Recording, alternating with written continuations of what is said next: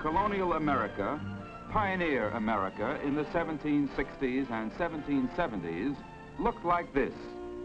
There was little, if any, settlement west of the Appalachian Mountains, and all the colonies were situated along the eastern Atlantic seaboard, from Massachusetts in the north to Georgia in the south. Only occasionally did adventurous hunters and trappers and Indian traders venture beyond the mountain barrier to the west. It was an unknown wilderness. Immediately after the French and Indian War, which ended in 1763 with the Treaty of Paris, the Appalachian mountain country west of the barrier, previously controlled by the French, was opened. The established eastern settlements and communities offered little opportunity for land ownership to newly arrived immigrants from Europe, and they were coming to the New World in increasing numbers. Land to the west was plentiful and presented opportunities to escape the tyrannies of Europe and the restrictions of the seaboard. Thus began a movement westward in the 1760s, which continued until the 20th century, our own time. The earliest settlements in southwestern Pennsylvania, western Maryland, and western Virginia soon became dotted with stations which mushroomed into towns. It wasn't long before they went into the wide valleys of Kentucky through the Cumberland Gap.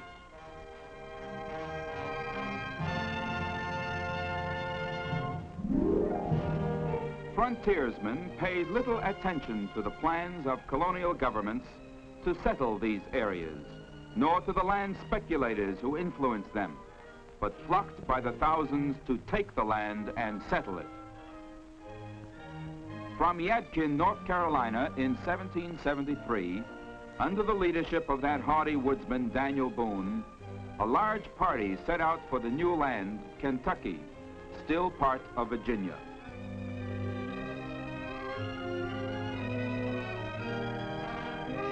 No such journey could begin without the blessings of a minister, regardless of their nationality or religion.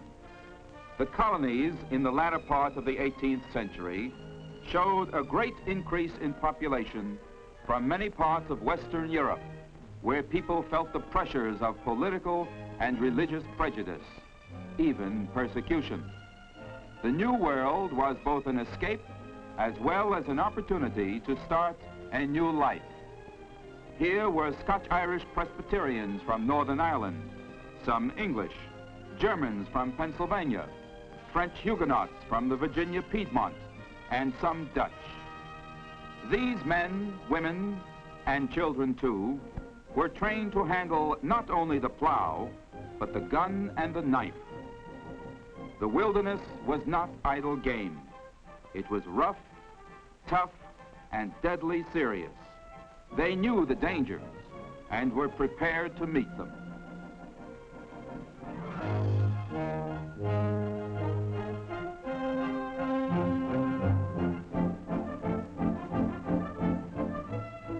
It is not easy to realize the challenge that moving westward meant to these people. Even though they knew the danger, it was a complete uprooting of their lives, bag and baggage, to a strange and unknown land. There was fear, uncertainty, and doubts, because they were cutting all their ties, burning their bridges behind them. But the love of liberty and freedom was stronger, and the open country was a temptation they could not resist.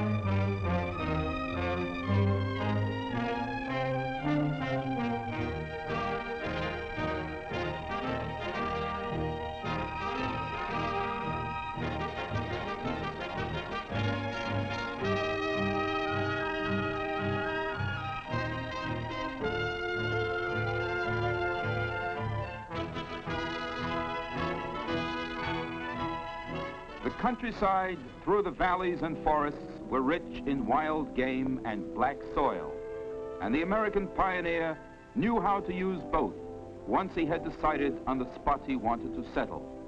But before he could reach his destination, he would have to conquer the weather, wide swollen rivers, high mountains, protect himself, his cattle, and his possessions, and fight hostile Indians whose land he was invading.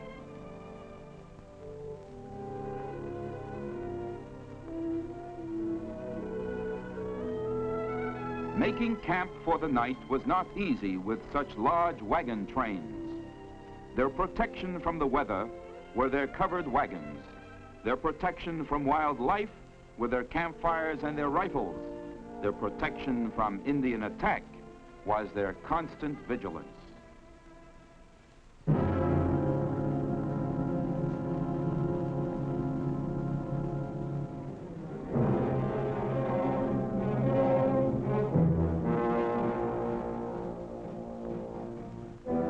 At night offered the pioneers a chance to ease the hard physical labor of the trail. Some men played music. Women knitted and did the necessary chores for their families while rocking infants in wooden cradles. Others saw to it that their tools and equipment were kept in good repair. Guards were posted in advance of the camp in order to warn of attack, and they huddled around their own campfires in a lonely watch.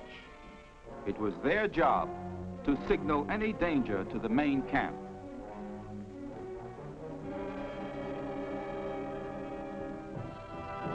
There were times, however, when their care relaxed and sleep came upon them, and the silent enemy crept without warning. Then tragedy struck swiftly and ruthlessly.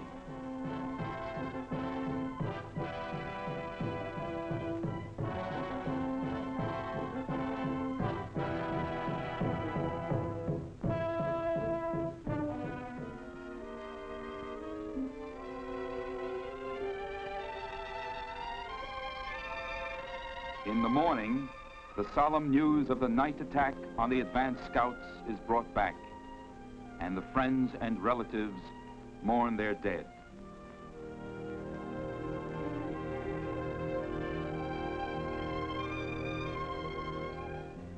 The good earth takes back to its heart the unfortunate victims as the pioneers make another payment for their hard-won land.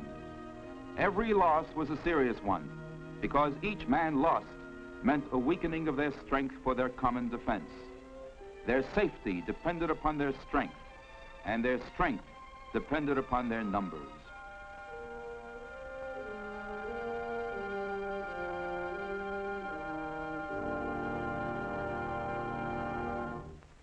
But time couldn't wait, and the living had to go on to their chosen destiny, wherever it might lead them. Once again, they took to the trail to meet the unknown dangers that lay ahead.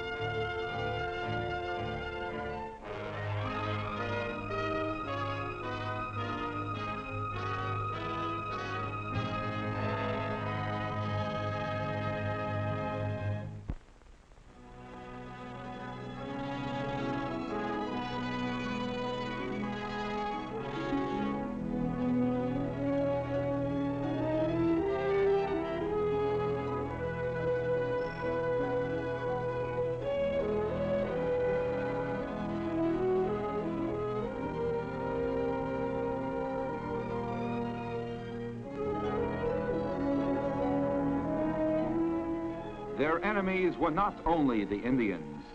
Nature herself posed dangers even more terrible.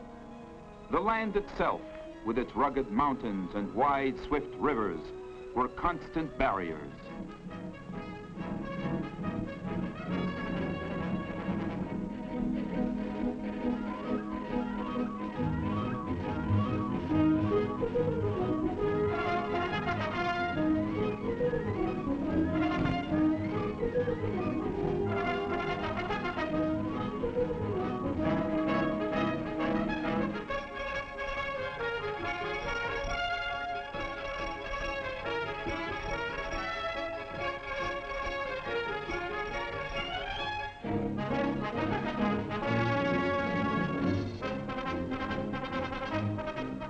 And then the elements with lightning and thunder, and wind and cloudbursts which made quagmires of mud of the unbroken trail.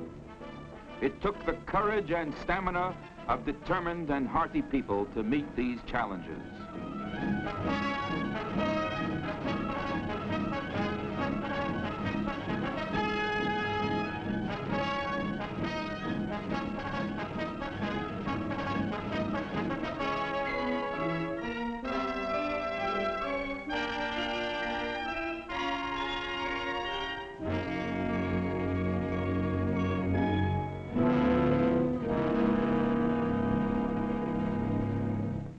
Despite all these difficulties, the pioneers penetrated deep into the wilderness and found desirable sites for settlement.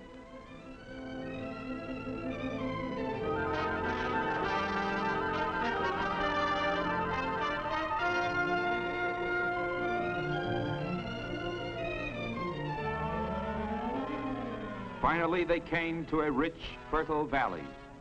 They came to what seemed to be the end of their journey, and with deep thanks and prayer for their safety, they began their new life.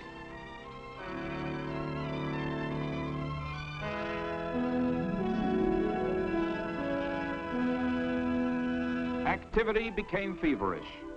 Homes had to be built. The land had to be tilled, and defenses had to be established for their common protection. Time was important, for they could not leave themselves unprotected, not only against the always hostile Indians, but against the coming winter.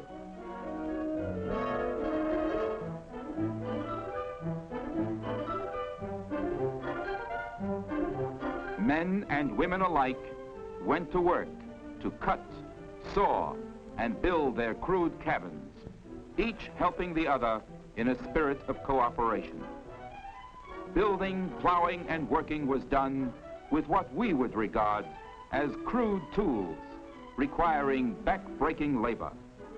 They had to depend only on their own muscles for power. The raw materials came from the forests and the land. That was their wealth. That, plus their will. This is the heritage which is America, a heritage drawn from many peoples, all of whom had one purpose: to build for themselves and their children a land of freedom from oppression and prejudice.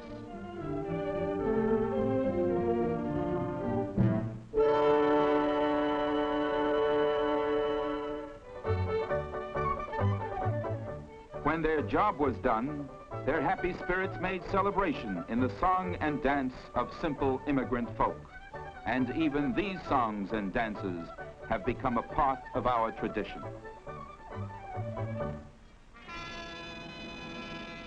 But again and again, the pioneers had to be on a sharp lookout for attack. And news that the Indians were on the warpath electrified them into activity. Their struggle for survival against the Indians was never ending. They were a relentless enemy who resented the coming of the white settlers. They fought tooth and nail for every foot of ground and gave way slowly, exacting a terrible toll. Just as hard as the Indians fought, so did the pioneers who needed the land for their families and for freedom.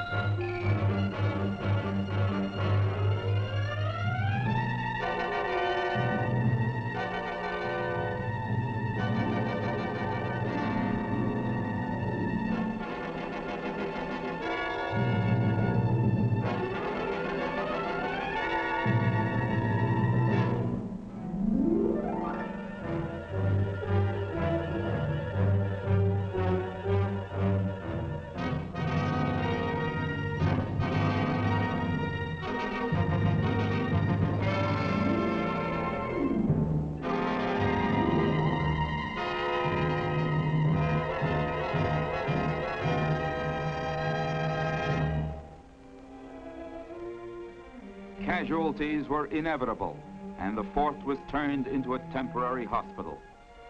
Sometimes the settlers lost, and whole communities were wiped out, but more often they won, and another mile was conquered, in spite of the fact that many were wounded and some died.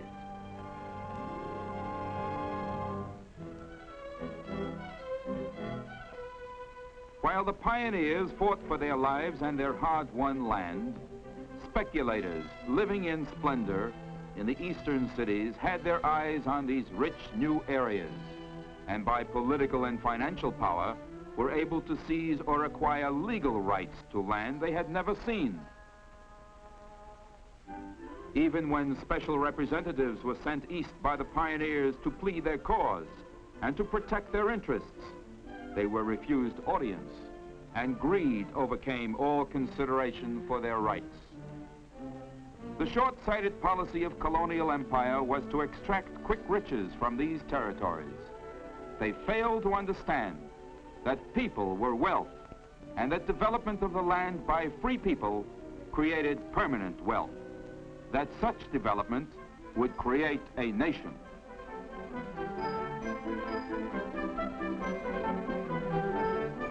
While the colonial rulers back east were playing politics and speculating in western lands, their own emissaries armed with league westward to the new settlements to make their own claims.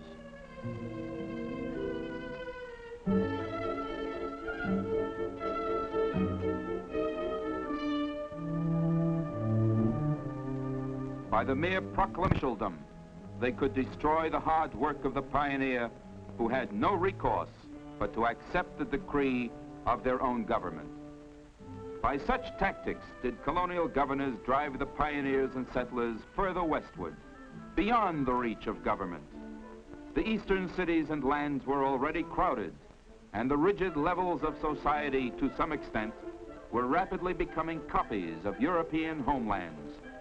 It was to escape this that the movement westward began, aided by the blindness of colonial government.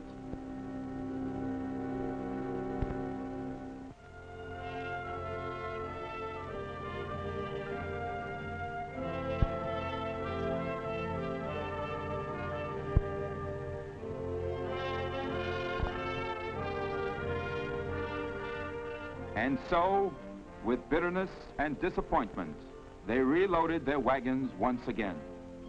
With heartbreak, but yet with stout hearts, the American pioneer overcame even the barriers erected by men, and won and settled new lands and made new homes westward, ever westward.